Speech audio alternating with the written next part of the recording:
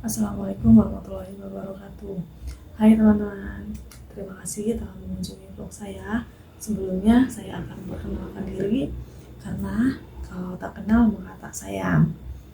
Perkenalkan, nama saya adalah Desi Kristiani Manik. Saya dari Universitas Teknologi Digital jurusan Manajemen, di mana saya akan mempresentasikan atau memberikan sebuah materi tentang sistem informasi manajemen bagi perusahaan, yang dimana itu memang sangat penting.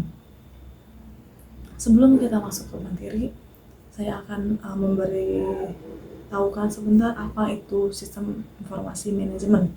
Sistem informasi manajemen itu adalah salah satu jaringan prosedur pengolahan data yang dikembangkan dalam suatu sistem yang terintegrasi dengan maksud untuk memberikan informasi yang bersifat intern dan ekstern kepada manajemen sebagai dasar dalam pengambilan keputusan. Serta ada juga manfaatnya di sistem informasi manajemen ini. Manfaatnya itu yaitu bagi perusahaan meningkatkan efisiensi dan efektivitas data secara akurat dan real time. Kedua yaitu memudahkan pihak manajemen untuk melakukan perencanaan, pengawasan, pengarahan, dan pendelegasian kerja kepada semua departemen yang memiliki hubungan atau koordinasi. Dan yang ketiga manfaatnya adalah meningkatkan kualitas sumber daya manusia karena unit sistem kerja yang berkoordinasi dan sistematis. Keempat, meningkatkan produktivitas dan penghematan biaya dalam perusahaan. Ada juga komponen sistem informasi manajemen, di mana komponen ini terbagi menjadi dua, yaitu komponen informasi secara fungsional dan sistem informasi manajemen secara fisik. Komponen sistem informasi secara fungsional yaitu seluruh elemen yang berhubungan dengan teknik perkumpulan data, pemrosesan data, pengiriman data, penyimpanan, serta pelaporan informasi yang dibutuhkan adalah manajemen.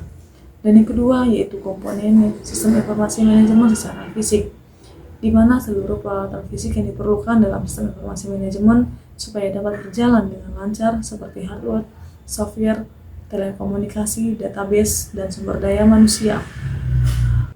Adapun komponen sistem informasi manajemen secara fungsional yaitu ada lima kelompok. Yang pertama adalah sistem administrasi operasional, di mana sistem ini meliputi beberapa bagian dari manajemen yang melakukan kegiatan rutin dengan prosedur yang telah ditentukan. Prosedur ini terdapat pada bagian personalia, administrasi, dan juga bagian lainnya. Dan yang kedua yaitu sistem pelaporan manajemen. Sistem ini mencakup bagian-bagian yang tugas utamanya adalah menyusun laporan kinerja secara rutin atau periodik. Ketiga adalah sistem pencarian.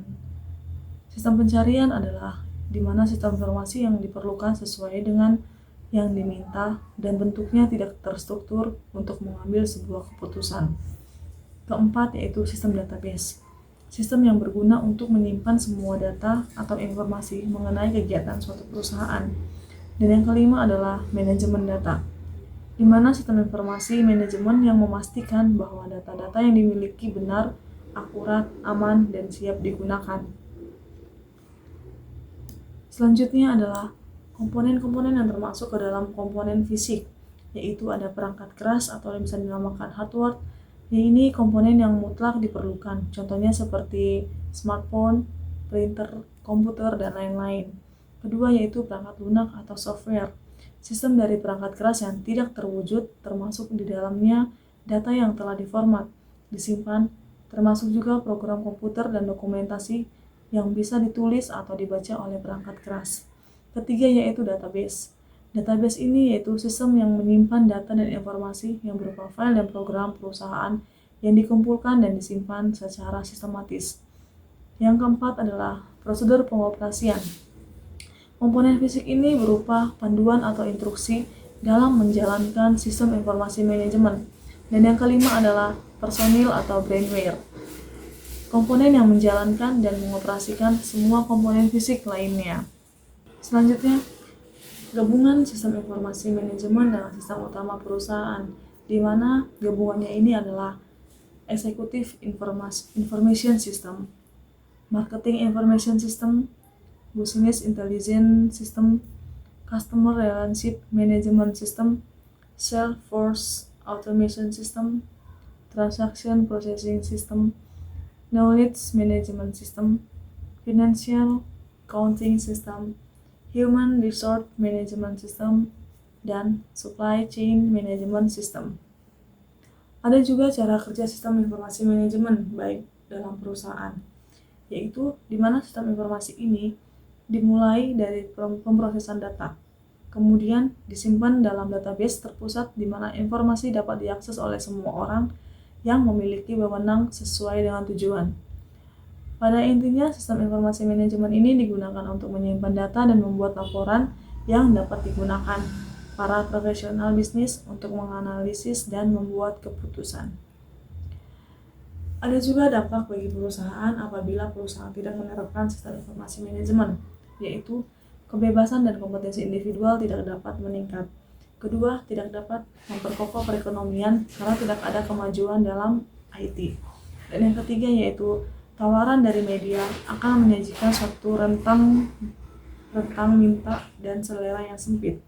Yang keempat adalah perkembangan ikatan komunitas dan hubungan akan terhambat. Dan yang terakhir, operasional dalam sebuah instansi menjadi tidak efisien. Salah satu contoh perusahaan yang berhasil ataupun sukses menerapkan sistem informasi manajemen adalah PT Rumah Mebel Nusantara atau bisa dikatakan IKEA. Nah, PT Rumah Mebel Nusantara ini adalah perusahaan furniture yang sukses menerapkan sistem informasi manajemen. Salah satu contohnya yaitu transformasi digital yang menunjukkan bagaimana transformasi dapat mengubah organisasi tradisional. Berkat teknologi baru, IKEA mengubah pengalaman berbelanja pelanggannya menjadi lebih baik dan mengoptimalkan biayanya dalam prosesnya. IKEA mengakui sisi TaskRabbit di mana ini adalah situs web yang digunakan untuk mencari orang dan untuk membantu perakitan atau penerimaan furniture yang dibeli di IKEA. Selain itu juga, IKEA memutuskan untuk mengimplementasikan proyek rumah pintar untuk konglomerat di industri furniture. Hal ini termasuk peralatan dapur dan peralatan pencahayaan cerdas. Perusahaan juga menggunakan augmented reality yang dipakai IKEA Place untuk memudahkan pelanggan memilih furniture dan secara virtual menyediakan simulasi apartemen sebelum melakukan pembelian di toko. Contoh lain dari transformasi digital IKEA adalah proyek Space 10 yang merupakan pusat penelitian dan pusat pemeran. Di sanalah perusahaan menghadirkan konsep mobil otonom sebagai ruang hunian dan hiburan. Namun, IKEA sendiri tidak berencana memproduksi mobil sendiri, hanya membuat konsep untuk interiornya. Kesimpulan yang dapat saya ambil ataupun yang dapat kita dapatkan yaitu di mana sistem informasi manajemen ini penting bagi suatu perusahaan untuk mempelajari kebutuhan informasi manajemen organisasi di setiap tingkat guna dalam pengambilan keputusan operasional, taktis, dan strategi.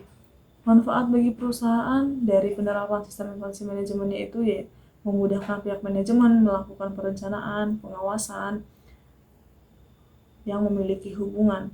Dan yang kedua, di mana dapat meningkatkan kualitas sumber daya manusia, meningkatkan produktivitas biaya dalam perusahaan, dan menyediakan informasi yang digunakan dalam harga pokok produk, serta melakukan perbaikan yang berkelanjutan. Perusahaan juga dapat mendorong peningkatan alur kerja yang menghasilkan penyelarasan proses bisnis yang lebih baik dengan kebutuhan pelanggan, serta perusahaan juga memudahkan akses data yang telah disediakan secara akurat dan real bagi para user tanpa perlu melalui perantara sistem informasi manajemen secara langsung. Baik, sekian materi yang dapat saya sampaikan. Kurang lebihnya saya minta maaf. Sampai ketemu di vlog saya selanjutnya. Wassalamualaikum warahmatullahi wabarakatuh.